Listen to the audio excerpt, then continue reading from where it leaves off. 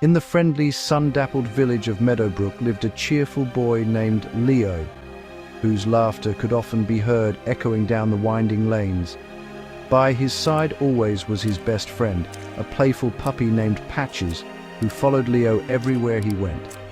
Patches was a wiggly, white puppy with a big brown spot over one eye, his namesake and his most charming feature. Every day he chased butterflies in the garden, spun in circles after his own tail, and woke Leo each morning with a cold, wet nose and a wagging tail that thumped against the bed. Life was simple and sweet. Walks to Mr. Gable's store for treats, long naps in warm sunbeams, and digging harmless holes in the backyard just to see what he might find. Patch's world was filled with Leo's scent, the taste of puppy food, the sound of laughter, and the gentle touch of family hands. He didn't know much beyond his fence, but he knew he was safe, cherished, and loved more than anything. Meadowbrook was a place where neighbors greeted each other with smiles, everyone helped one another, and Patches was a familiar, happy sight to all. After their walks, Patches would sit by the gate, watching the world go by, barking at Mr. Finn, the mail carrier, and curiously observing Marmalade, the orange cat, as she prowled the fence line.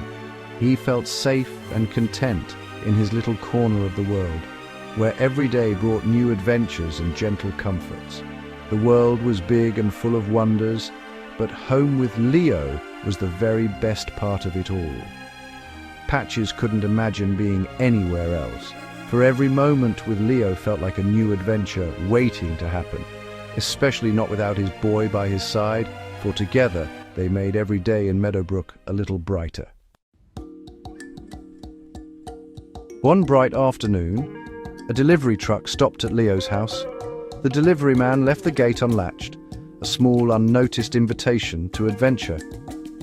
Patches, curious as ever, didn't notice at first, but when a bold yellow butterfly fluttered past, he couldn't resist. He chased it down the driveway, nudging the gate open and scampering onto the sidewalk. The butterfly led him farther and farther from home, over hedges and across unfamiliar lawns. When it finally disappeared, Patches looked around. Nothing was familiar. A worried feeling crept in. He was lost. Back home, Leo called for Patches, expecting the usual skitter of paws. Silence. He searched the house, the yard, and then saw the gate swinging in the breeze. His heart sank. Patches was gone. His best friend had vanished. Leo ran to his mum, tears in his eyes, his voice trembling with worry and fear. He clung to her, searching for comfort, his small hands gripping her shirt as if she could make everything right again. "Patches is gone! The gate was open!" he cried, his words tumbling out in a rush. His mother's face fell as she realized the seriousness of the situation. They searched the street, calling his name until dusk, their voices echoing through the quiet neighborhood. Every shadow and rustle made their hearts leap, but there was no sign of the puppy. Mrs. Gable, watering her flowers, noticed their worry and quickly spread the word to her neighbors, her concern growing as she watched the anxious family. Soon phones buzzed and neighbors talked. Everyone in Meadowbrook knew Patches was missing. Messages flew from house to house and people stepped outside, scanning the streets. Mr. Finn, the mail carrier, promised to check his route again, retracing his steps and peering into every yard and alley he passed.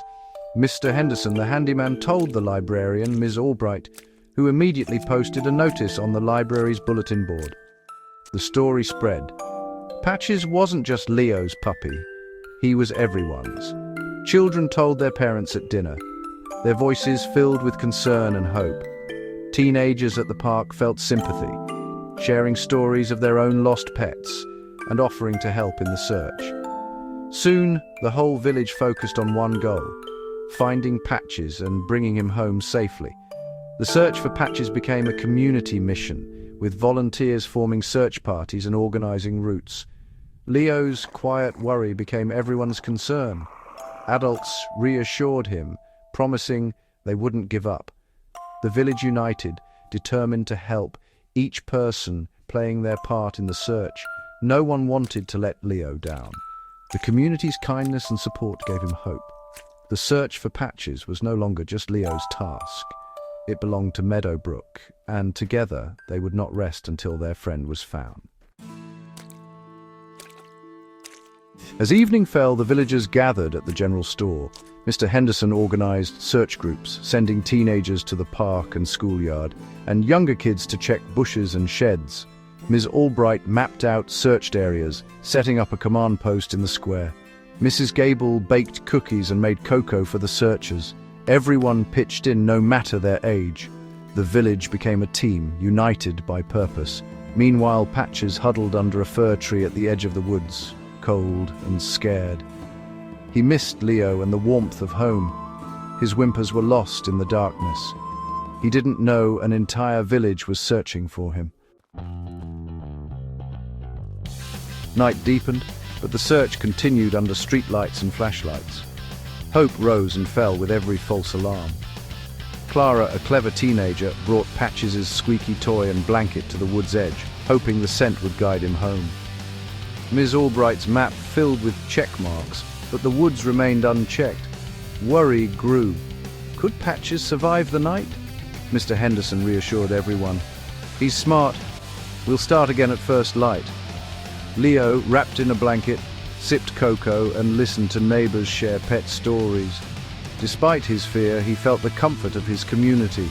The warmth of Meadowbrook was a small light in the darkness. Even as worry lingered, no one gave up.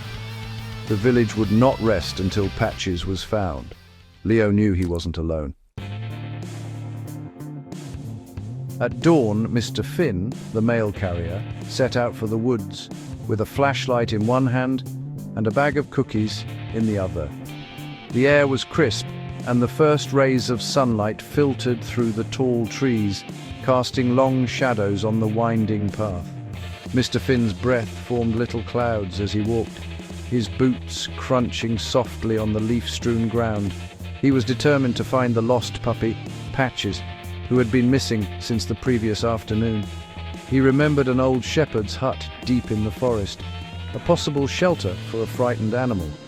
Quietly, he followed the trail where the blanket had been left the night before, hoping for a sign.